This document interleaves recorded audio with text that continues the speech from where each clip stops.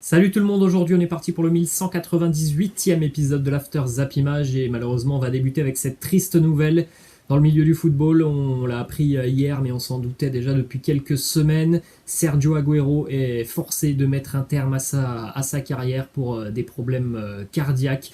On avait compris déjà depuis quelques mois maintenant que Sergio Agüero avait peu de chances de reprendre sa carrière. Et bien c'est désormais officiel. C'est une fin de carrière prématurée pour l'immense attaquant qu'est Sergio Agüero. C'est triste de le voir terminer sa carrière ainsi, mais évidemment la santé passe avant tout. C'est triste en plus parce qu'on ne le reverra jamais porter le maillot de l'Independiente du côté de l'Argentine, hein, ce club où il voulait terminer sa carrière professionnelle. La petite déclat de Sergio Agüero qui nous dit c'est un moment très dur, c'est la pire décision que j'ai prise dans ma vie. C'est une question de santé, c'est la meilleure décision pour moi. Ensuite, on jette un coup d'œil, les amis, au palmarès de Sergio Agüero qui a connu 4 clubs dans sa carrière, en plus évidemment de la sélection argentine. L'Independiente, l'Atlético, Manchester City évidemment, là où il a passé ses plus belles années. Et puis donc il a terminé du côté du FC Barcelone. Vous pouvez jeter un petit coup d'œil évidemment sur le palmarès fourni de Sergio Agüero qui a notamment remporté du côté de Manchester City. Hein. Sur les 10 années qu'il a passé du côté de City, il a remporté notamment un soulier d'or. Il a été nommé 7 fois joueur du mois en Première Ligue, 5 titres de champion d'Angleterre et 15 trophées au total avec les Sky Blues de City. Ces statistiques aussi monstrueuses pour Agüero en Première Ligue. Il a marqué un but toutes les 108 minutes. C'est le meilleur ratio de tous les joueurs ayant inscrit plus de 20 buts en Première Ligue. C'est le meilleur ratio devant Thierry Henry. Donc là, on parle quand même d'une élite entre Thierry Henry et Sergio Agüero.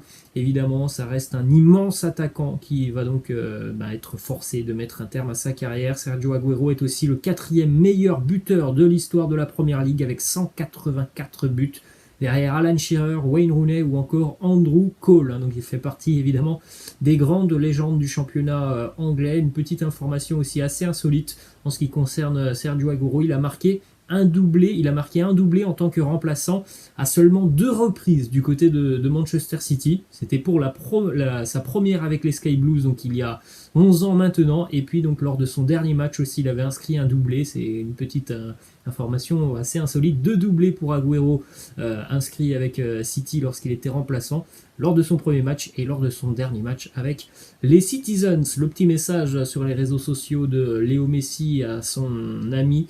Il nous dit pratiquement toute une carrière ensemble, Kun. Je t'aime beaucoup mon ami. Ça va me manquer de ne plus être sur le terrain avec toi en équipe nationale. Direction cette fois-ci la France, les amis, et plusieurs déclarations de Jean-Michel Aulas qui est intervenu hier en direct, alors que ce n'était pas prévu. Il est intervenu en direct sur RMC, dans l'émission Roten sans flamme, avec plusieurs déclarations autour notamment du départ de Juninho, de son successeur, des objectifs aussi de l'Olympique Lyonnais sur cette fin de saison. Jean-Michel Aulas qui nous dit « Juninho est lyonnais à vie, il a envie d'entraîner. Notre rêve, c'est qu'il revienne. S'il avait pu entraîner après le départ de Rudy Garcia, on l'aurait pris comme entraîneur. » Alors Jean-Michel Aulas aussi n'a pas mâché forcément ses mots envers Juninho. Il nous dit « Les gens du club semblent le regretter. Eh bien que tout le monde le regrette aujourd'hui, je l'espère, mais je n'en suis pas certain. » Donc encore une fois, une nouvelle preuve.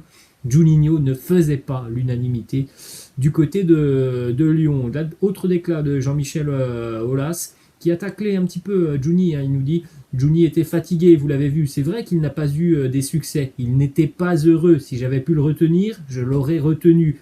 Mais il avait aussi du mal à assumer cette fonction dans une organisation importante. Bref, c'était une erreur de casting de prendre Juninho en tant que directeur sportif. Autre info côté lyonnais, alors qu'il avait été écarté par Juninho, Bruno Chéroux devrait retrouver la tête de la cellule d'entraînement de l'Olympique Lyonnais alors qu'il était arrivé du côté de Lyon. Après quelques semaines, Juninho l'avait écarté parce que Bruno Chéroux était en train d'entamer des négociations avec Mamadou Sakho. Visiblement, ça n'avait pas plu à Juninho, donc Bruno Chéroux était parti plutôt du côté de la section féminine, donc il devrait revenir avec la section masculine pour s'occuper de la cellule de recrutement. Ensuite, une déclaration sur le sportif pour Jean-Michel Aulas. On rappelle, Lyon pour le moment est très très loin de ses places européennes.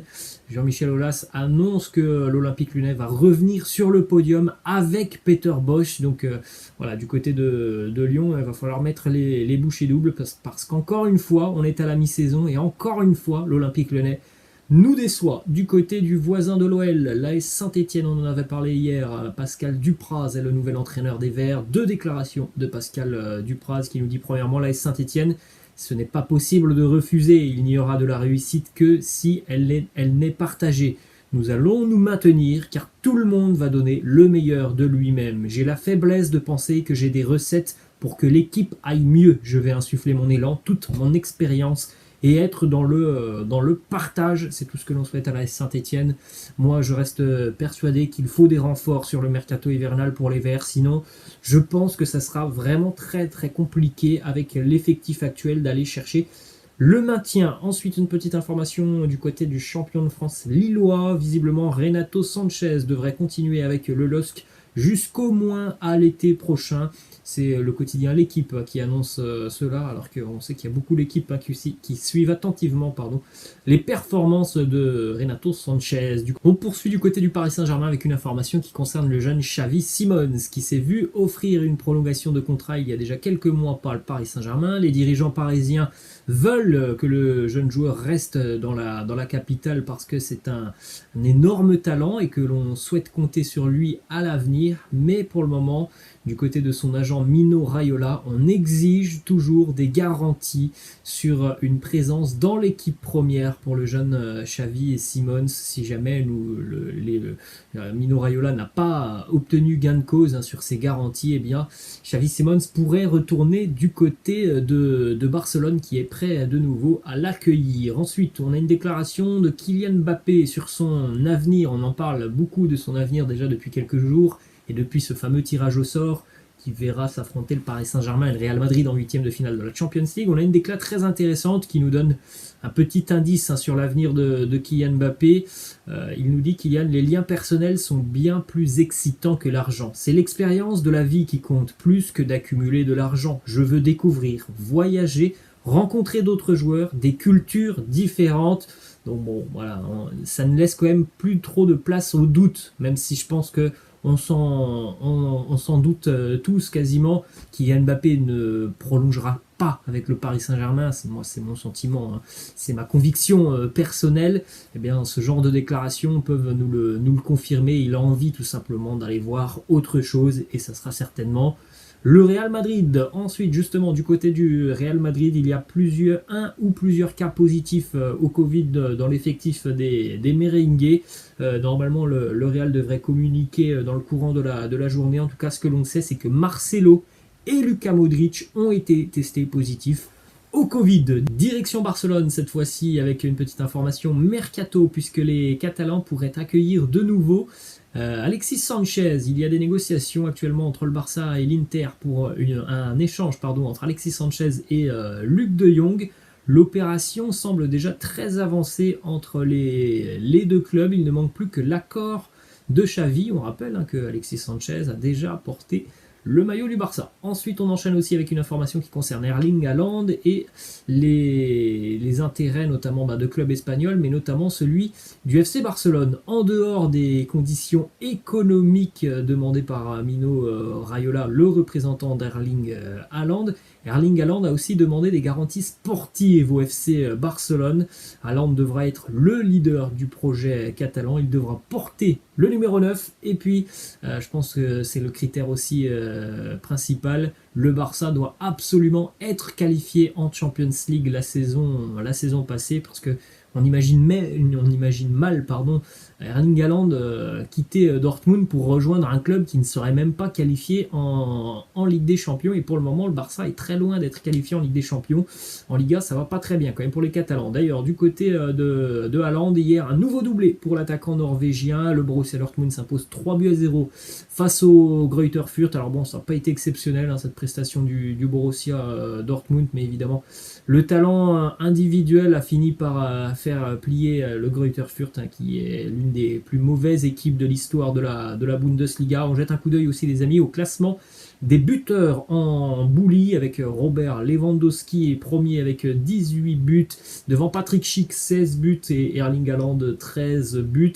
Regardez ces statistiques, tous les joueurs que l'on vient de citer marquent plus qu'ils n'ont joué de matchs cette saison. Lewandowski c'est 18 buts en 16 matchs, Patrick Schick 16 buts en 13 matchs et Erling Haaland 13 buts en 10 matchs. Vous pouvez faire un petit arrêt sur l'image pour découvrir les résultats de la veille avec la victoire de Francfort 3 buts à 2 du côté de Gladbach. Match nul entre Leverkusen et Hoffenheim 2 partout, doublé d'ailleurs pour Patrick Schick. Match nul aussi pour le RB Leipzig 1 partout du côté d'Augsbourg. Vous pouvez jeter aussi un coup d'œil au classement de la Bundesliga, donc avec le Bayern en tête 40 points devant Dortmund 34, Leverkusen 28, Hoffenheim 27, Fribourg 26, Mayence 24.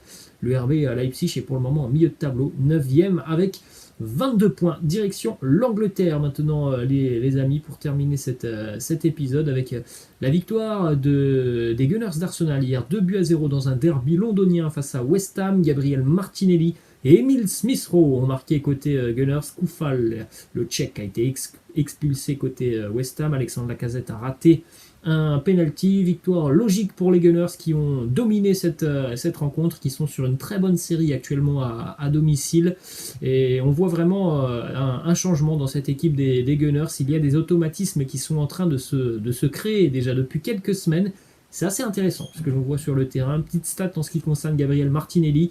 Il a marqué déjà hier son 7e but en Première Ligue. Le seul joueur brésilien qui a marqué plus de buts avant son 21e anniversaire, eh bien c'est Gabriel Jesus qui avait inscrit 16 buts avant ses 21 ans. Gabriel Martinelli a inscrit hier son 7e but.